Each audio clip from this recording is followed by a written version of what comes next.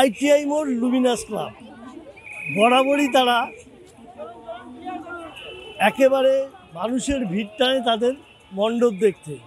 এবছর তাদের মণ্ডপ মায়ানমারের পাগোডা, আর মায়ের গায়ে রয়েছে ৮০ কেজি সোনা। একেবারে রাত যত বাড়ছে মানুষের ঢল তত নামছে, এবং এই বিশেষ করে আইটিআই মোড় লুমিনাস ক্লাবে প্রতিবারই কিছু না কিছু চমক থাকে। এবারও তার ব্যতিক্রম নয়। বহু মানুষ দূর দূরান্ত থেকে, এমনকি ভিন রাজ্য থেকেও এখানে আসছেন এই একবার আইটিআই মোড়ের ঠাকুর আর প্যান্ডেল দেখার জন্য।